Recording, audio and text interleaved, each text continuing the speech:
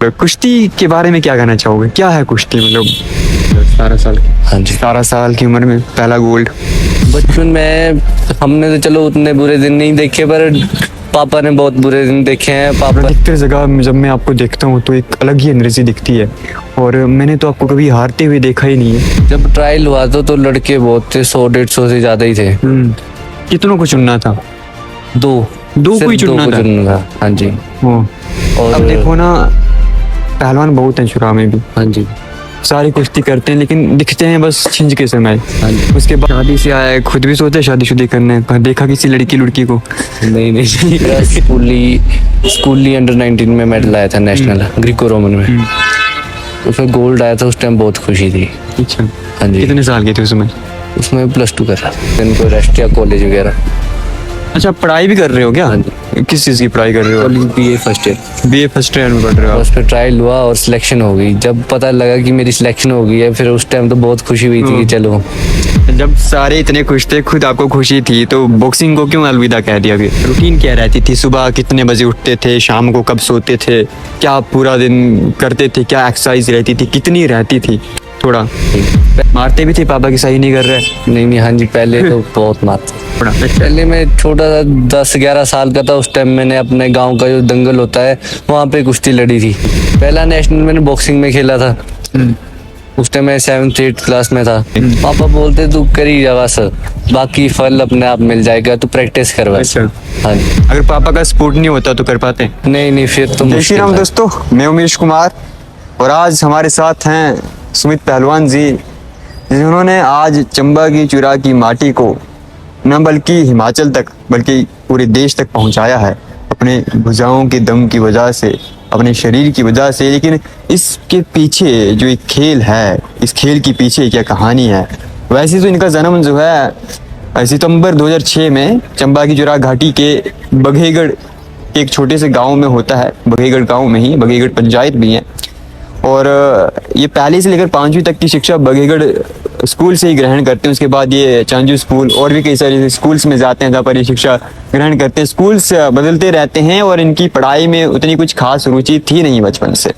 मगर जब ये 9 साल की उम्र में अपनी माटी में अपने पिताश्री को कुश्ती करते हुए देखते हैं, तो इनके दिल में भी कहीं ना कहीं ये आता है जज्बा कि क्यों ना मैं भी करूँ ये। तो वहीं पर इनके पिताश्री इनको सिखाना शुरू करते हैं कुश्ती के दांव पेच, और फिर 9 साल की उम्र में ये सीखना शुरू करते हैं कुश्ती को। फिर जब 10 साल की इनकी उम्र होती है, तो उस समय ये अपनी पहली कुश्ती कठवाड़ दंगल मेले में खेलते हैं। ये दंगल मेला काफ़ी ऐतिहासिक है इनके लिए, इनके परिवार के लिए, क्योंकि इनके पिताश्री ने भी वहीं से शुरुआत की थी, और सुमित जी ने भी वहीं से शुरुआत की। पहली कुश्ती खेली 10वीं क्लास में। उसके बाद स्कूल की तरफ से इन्होंने टूर्नामेंट भी खेले, कई सारे टूर्नामेंट खेले, और पहला राष्ट्रीय टूर्नामेंट इन्होंने लगभग 2016 में खेला, वो भी बॉक्सिंग में। लेकिन बॉक्सिंग में राष्ट्रीय टूर्नामेंट खेलने के बाद, नेशनल पार्टिसिपेशन करने के बाद, इन्होंने बॉक्सिंग को ही अलविदा कह दिया और चूज किया कुश्ती को। उसके बाद ये अपने दोबारा घर गए, अपने पौराणिक और पिताश्री के साथ सीखने लगे कुश्ती के दांव पेच एक बार पुनः। मगर फिर साल 2019 आता है, जब ये ऊना हॉस्टल जाते हैं, और ऊना हॉस्टल में जाने के बाद इनकी जिंदगी में काफी परिवर्तन आते हैं, और इनका नाम भी सुमित से बदलकर सुमित ऊना हॉस्टल कर दिया जाता है। और उसी जर्नी में इन्हें एक नाम भी मिलता है, व्हाइट पैंथर करके। और आज संपूर्ण हिमाचल, नॉर्थ इंडिया सुमित पहलवान को व्हाइट पैंथर के नाम से जानता है। इसके बाद 2019 से लेकर 2026 तक ये 4 नेशनल मेडल ले चुके हैं, 2 gold medal, 1 silver medal, 1 bronze medal, और स्टेट लेवल पर भी 12 मेडल ले चुके हैं। पूरे साल इनकी कुश्ती रहती है, पूरे साल ये मेहनत करते हैं, अपने शरीर पर काम करते हैं, और आज उस कुश्ती के अंदर की जो बातें हैं वो जानने के लिए हमारे साथ विराजमान है सुमित पहलवान जी। कैसे हैं सर? राम राम जी। ठीक है, बढ़िया। तो थोड़ा बताओ कि कैसा स्टार्ट किया, कहाँ से लगा, कैसी वो इंस्पिरेशन मिली कि पापा जी ये कर रहे हैं तो मुझे भी करना चाहिए? क्या है इसके पीछे? बचपन में मैं छोटा था, पापा को देखता था जी। पापा को देख के ही मुझे जोश आया कि नहीं अब मैं भी कुश्ती करूंगा, और पापा को देख के ही मैंने कुश्ती स्टार्ट करी है। पापा ने आपकी बहुत स्ट्रगल किया है ना, हमने शुरुआत से उनको देखा है और आज मुझे लगता है कि इस उम्र में कोई पहलवान नहीं होगा उनकी एज का जो कुश्ती करता है। वो 50 साल की एज में भी कुश्ती कर रहे हैं। तो क्या लगता है पापा को देखकर, कैसी मोटिवेशन मिलती है? बचपन से कैसे दिन देखे हैं, थोड़ा उसके बारे में। बचपन में हमने तो चलो उतने बुरे दिन नहीं देखे, पर पापा ने बहुत बुरे दिन देखे हैं। पापा ने जो ग्रैंडफादर थे मेरे, वो बहुत मतलब मेरे कम एज में मेरे पापा छोटे थे, उसी टाइम वो एक्सपायर हो गए थे। तो मेरे पापा का जो है काफ़ी चुनौतियों का सामना करना पड़ा है। और बस हम तो बिल्कुल आपको आपकी मतलब सभी ज़रूरतों को उन्होंने पूरा किया, कहीं भी आपको ऐसा कमी महसूस होने को नहीं दी कि कमी हो कहीं पर। आज अगर आप कुछ अच्छा कर पा रहे हैं तो कहीं ना कहीं उसके पीछे वजह पापा ही है ना। अगर पापा का सपोर्ट नहीं होता तो कर पाते? नहीं, फिर तो मुश्किल था। क्या कहते हैं पापा जी कि जैसे अमूमन होता है कि बेटा पढ़ाई करे, अच्छी जॉब ले, है ना, या कि शिक्षा के क्षेत्र में ही जाए, नौकरी करे, तो आपके पापा को डर नहीं लगा या क्या बोलते थे पापा कि क्या करना है तूने? पापा बोलते तू कर ही जा बस, बाकी फल अपने आप मिल जाएगा, तू प्रैक्टिस कर बस। अच्छा। हाँ, ठीक है। तो पहली कुश्ती जब लड़ी थी उसके बारे में थोड़ा बताना, कैसे सोचा कि अब कुश्ती भी लड़ते हैं, और क्या उम्र थी उस समय? थोड़ा पहले मैं छोटा सा 10-11 साल का था। उस टाइम मैंने अपने गांव का जो दंगल होता है वहाँ पे कुश्ती लड़ी थी। दंगल का नाम कठवाड़ दंगल। अच्छा, वहाँ पर लड़ी। हाँ जी। अच्छा, तो उसके बाद फिर क्या किया? वो मान लो कुश्ती लड़ी, फिर ऐसा तो होता है कई सारे बच्चे होते हैं कुश्ती लड़ते हैं बचपन में भी, बट फिर वो नहीं पहुंच पाते, तो आपने उसके बाद क्या किया? उसके बाद जो है चंबा में वो सुविधा नहीं थी, मैट व्यवस्था नहीं थी, उसके लिए मैं जो है ऊना में गया, खेल छात्रावास ऊना में। वहाँ पे हमारे कोच है श्री प्रिंस पठानिया जी। इन पर आएंगे, लेकिन उस पर पहला थोड़ा स्कूली के बारे में बता दो। कहाँ कहाँ टूर्नामेंट खेला, क्या क्या रहा? नेशनल खेला, पहला नेशनल कब खेला, थोड़ा उसके बारे में भी। पहला नेशनल मैंने बॉक्सिंग में खेला था। उस टाइम मैं 7th-8th क्लास में था। उसके बाद तो फिर पहले बॉक्सिंग भी करते थे आप मतलब? फिर उसके बाद बॉक्सिंग को अलविदा करके फिर उसके बाद कुश्ती में ही जो है पूरा। जब नेशनल खेला पहली बार तो कैसा लग रहा था? क्योंकि नेशनल स्तर पर जाना, राष्ट्रीय स्तर पर जाना एक बहुत बड़ी बात होती है ना, वो भी चुराव जैसे परिक्षेत्र से, जहाँ पर सुविधाओं के नाम पर उतनी खास चीज़ें हैं नहीं। तो कैसा अनुभव था जब पहली बार राष्ट्रीय स्तर पर गए? बहुत खुशी हो रही थी कि चलो हमारे गांव से पहले थे वैसे नेशनल खेले हुए, बट खुशी थी कि नहीं मैं भी गया। पापा को कैसी खुशी थी कि बेटा नेशनल पहुंच गया? पापा को भी बहुत खुशी थी। जब सारे इतने खुश थे, खुद आपको खुशी थी, तो बॉक्सिंग को क्यों अलविदा कह दिया फिर? इंटरेस्ट नहीं था फिर, या इधर ज्यादा स्कोप दिखा आपको? हाँ, ऐसा ही मान लो। तो कुश्ती में ज्यादा स्कोप दिखा होगा, कुश्ती काफी ज्यादा पॉपुलर है हमारे यहाँ भी, और मे भी बॉक्सिंग में उतने स्कोप्स हैं नहीं, तो बॉक्सिंग चुनी। तो फिर कुश्ती के लिए क्या किया? बॉक्सिंग जैसे कि आई थिंक आपने 16-17 में वो नेशनल खेला होगा, और उसके बाद क्या किया? घर पे प्रैक्टिस करी, सीधे डायरेक्ट चले गए ऊना हॉस्टल? क्या किया? नहीं, उसके बाद घर में जो है प्रैक्टिस की अपनी। काफी टाइम में घर में कौन सिखाता था आपको? घर में पापा ही सिखाते थे। पापा ही सिखाते? हाँ जी। मारते भी थे पापा की सही नहीं कर रहे? नहीं, हाँ जी, पहले तो बहुत मारते। अच्छा। हाँ तो जी। जब आप घर में होते थे तो क्या डाइट होती थी आपकी घर में कुश्ती के समय? क्योंकि एक पहलवान के लिए डाइट बहुत महत्वपूर्ण रखती है, रेस्ट, डाइट, सब कुछ, एक्सरसाइज, लेकिन डाइट भी होती। तो कैसे, कितनी डाइट लेते थे उस समय? क्या क्या रूटीन होती थी जब गाँव में थे, मतलब 16-17 के बाद? नहीं, डाइट का तो पूरा ध्यान रहता था, क्योंकि पापा तो कुश्ती करते थे। पापा को नॉलेज था कि डाइट क्या खिलाना, बादाम वगैरह, शेक वगैरह, अंडे, केले, सब कुछ। वो तो पापा को अब खुद की है उन्होंने पहलवानी, तो उनको पता था कि क्या खिलाना है बच्चे को, कितना रेस्ट देना है। तो उस रूटीन क्या रहती थी? सुबह कितने बजे उठते थे, शाम को कब सोते थे, क्या पूरा दिन करते थे, क्या एक्सरसाइज रहती थी, कितनी रहती थी? थोड़ा पहले तो है, पहले जो घर में उतनी सुविधा नहीं होती थी, घर में कोई जिम नहीं होता था, कुछ नहीं होता था उस टाइम। डंड वगैरह, स्पाटे वगैरह मार लेते थे। अब तो चलो हॉस्टल चलेंगे, वहाँ तो बढ़िया सुविधा है, पर जब वो घर में थे तब उतनी सुविधा नहीं थी। तो अपना छोटा सा अखाड़ा था, वहीं पे जो है थोड़ा प्रैक्टिस वगैरह करते थे। हाँ, अभी भी मेरे ख्याल से आपके पापा श्री ने क्या बजरंग अखाड़ा नाम है, तो वहाँ पर सिखाते हैं बच्चों को। हाँ जी। और अच्छी पहल है ये हमारे चुरा के लोगों के लिए, क्योंकि अगर ऐसे अखाड़े होंगे तो अभी ऐसे सुमित पहलवान जैसे पहलवान निकल पाएंगे। क्योंकि अगर रमेश जी नहीं होते, वो इतनी मेहनत नहीं करते अपने बच्चे पर, तो मुझे नहीं लगता कि सुमित जी आज यहाँ पहुँच पाते। अभी इंटरव्यू दे रहे होते, हमारे साथ खड़े होते, क्या पता कहीं पढ़ रहे होते, कुछ और कर रहे होते। तो इसके पीछे ये भी बहुत बड़ा कारण है। तो उसके बाद कैसे लगा कि अब ऊना हॉस्टल जाया जाए? किसने सलाह दी, पापा श्री ने, या फिर क्या रहा कि अब तू जाओ ऊना हॉस्टल, यहाँ तो नहीं हो पाएगा उतना, अगर अपने लेवल को आप करना है और ज़्यादा करना है तो? यहाँ पे देखा जाए तो सुविधा बहुत कम थी, मैट की प्रैक्टिस तो यहाँ होती नहीं थी, अगर आगे जाना था तो यहाँ चंबा से तो निकलना पड़ना था ही। और वहाँ पे हमें न्यूज़पेपर पे खबर आती है कि ऐसे करके ऊना हॉस्टल में ट्रायल है। अच्छा, न्यूज़पेपर भी आई थी? हाँ, वैसे ट्रायल होते हैं वहाँ पे, और तो हम उसको देख के हम ट्रायल देने गए थे। अच्छा, हाँ जी। पहले आपने ट्रायल दिया था? हाँ जी।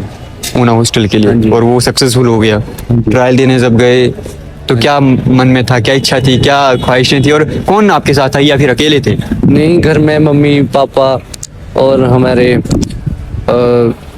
दादाजी है एक विपिन राजपूत जी, वो भी हमारे साथ आए थे। हाँ, ये भी विपिन राजपूत जी का भी बहुत नाम आता है आपकी सक्सेस के पीछे। आपकी बहन चंपा ठाकुर जी के बारे में बताना चाहेंगे? वैसे तो जानते हैं, वो इनकी सगी बहन लगते हैं जो भी वर्ल्ड चैंपियन बने हैं। तो इनका जो परिवार है, वास्तव में वो परिवार ही चुरा को आगे बढ़ा रहा है। चुरा की एक शान है। इनके पिताश्री रमेश ठाकुर जी चुरा के नामी पहलवान है, कौन नहीं जानता उनको। और आज उनके बेटे बेटी उनके नाम को चुरा से आगे करके नेशनल लेवल तक पहुंचा चुके हैं। तो उसके पीछे एक विपिन राजपूत जी अपने समाज सेवी हैं, उनका भी योगदान रहा है ना? हाँ जी। थोड़ा उनके बारे में कहना चाहोगे? उन्होंने भी बहुत साथ दिया है हमारा, राजपूत जी ने। दादाजी लगते हैं वैसे हमारे रिश्ते में। हाँ जी। तो फिर क्या हुआ वहाँ जब गए आप ऊना हॉस्टल? आपके साथ कौन था, क्या रहा ट्रायल? जब ट्रायल हुआ तो लड़के बहुत थे, 100-150 से ज्यादा ही थे।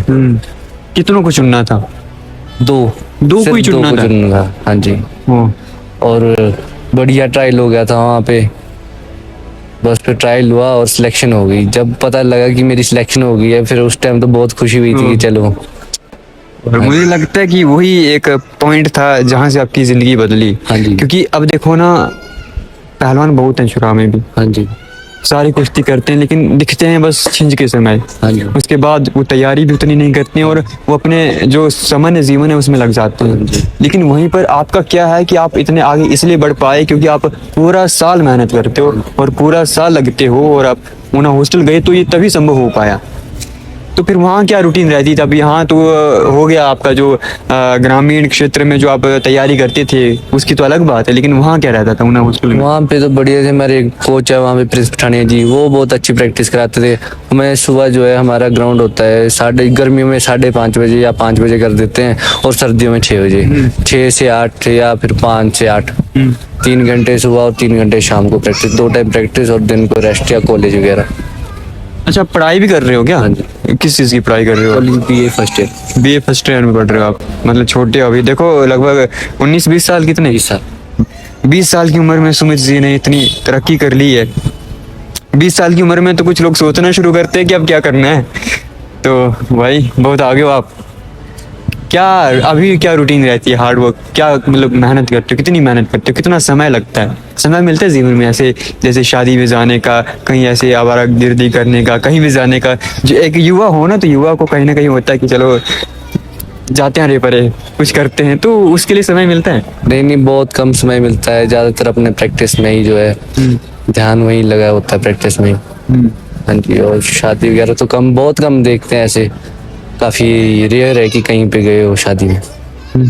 हाँ जी। शादी से आया, खुद भी सोचे शादी शुदी करने का? देखा किसी लड़की को? नहीं अभी तक तो नहीं देखी। इस प्रोफेशन में अभी उतना हाँ जी। होता भी नहीं है, देखना भी नहीं होता है, काफी संयम रखना होता है। लेकिन ये बातें होगी, आपने ऊना हॉस्टल गए, आपने तैयारी की। ऊना हॉस्टल में अपने कोच के बारे में कुछ कहना चाहोगे? तो क्योंकि कोच का भी एक बहुत बड़ा योगदान रहता है। हाँ अगर जी। खिलाड़ी वहां पर खेल रहे, वो तो वहां पर खेल रहे, हाँ जी। लेकिन कोच यहाँ पर खेल रहा होता है। वो तो है। कोच के बारे में कुछ कहना चाहोगे? कोच के बारे में, ये कोच हमारे बहुत अच्छे हैं, प्रिंस पठानिया जी। वो जो है पूरी सपोर्ट करते हैं अपनी तरफ से जितनी हो सके। हाँ जी। और प्रैक्टिस भी बहुत अच्छी कराते हैं। कितना समय हो गया उनको वहाँ पर कराते हुए प्रैक्टिस? क्योंकि काफ़ी अच्छे प्लेयर उन्होंने दिए हैं, और ऊना हॉस्टल को आगे करने में आपका भी अब योगदान रहा है, क्योंकि सुमित के साथ ऊना हॉस्टल जरूर लगता है। तो जहाँ भी नाम होता है सुमित का, तो ऊना हॉस्टल का तो होगा ही होगा। तो ठीक है।